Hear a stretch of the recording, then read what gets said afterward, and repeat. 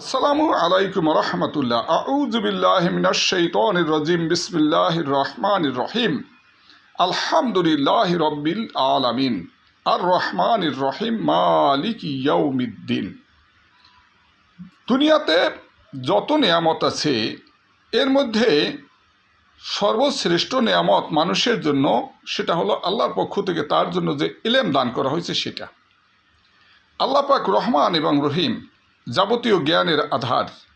তিনি জানেন কোন জিনিসের মধ্যে মানুষের মঙ্গল আছে এবং কী কারণে মানুষ বেশিরভাগ আল্লাহর পক্ষ থেকে রহমত প্রাপ্ত হবে এবং সম্মানিত হবে। আল্লাহ পাক মানুষের হেদায়েতের জন্য যুগে যুগে নবী আলাইহিস সালামদেরকে পাঠাইছেন এবং তাদেরকে আল্লাহর পক্ষ থেকে কিতাব অবতীর্ণ করছেন। এই কিতাবের মধ্যে 104খানা কিতাব, তার মধ্যে 100খানা সহিফা এবং পূর্ণাঙ্গ মর্যাদাশীল শ্রেষ্ঠ কিতাব 4খানা। এই শ্রেষ্ঠ 4খানা কিতাবের মধ্যে তৌরিত কিতাব, এটা হজরত মুসা আলাইহিস সালামের প্রতি আল্লাহ পাক নাজিল করেন। জবুর কিতাব নাজিল করেন হজরত দাউদ আলাইহিস সালামের প্রতি। ইনজিল কিতাব নাজিল করেন হজরত ঈসা আলাইহিস সালামের প্রতি এবং কোরআন বা কোরআন শরীফ নাজিল করেন হজরত মুহাম্মদ সাল্লাল্লাহু আলাইহি সাল্লামের প্রতি। এই কিতাবসমূহ আল্লাহ পাক লৌহে মাহফুজে সংরক্ষিত রাখছেন।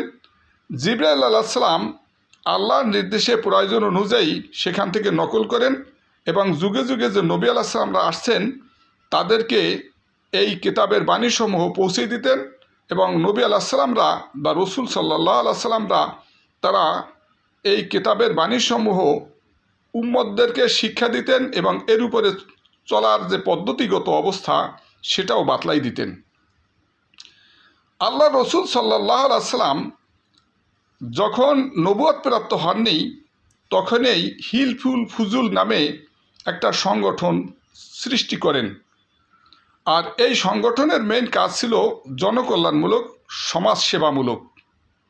তাতে যারা অনাথ বা গরিব, অভাবী, তাদেরকে সুষ্ঠুভাবে চলার একটা ব্যবস্থা, যারা পথিক অথবা মুসাফির তাদের পরিচর্যা করার জন্য বা তাদের সুবিধার জন্য এবং সামাজিক যত রকমের অনাচার অবিচার আছে সেটা যাতে না হয়, সমাজ যাতে সুষ্ঠুভাবে চলে এবং মানুষ যাতে শান্তিতে থাকে, এইরকম লক্ষ্য নিয়ে আল্লাহ রসুল সাল্লাল্লাহু আলাইহি সাল্লাম তার প্রথম জীবনে নবুয়তের আগে এই সংগঠন সৃষ্টি করেন এবং জনকল্যাণমূলক কাজে তিনি তার এই সময়টাকে ব্যয় করেন।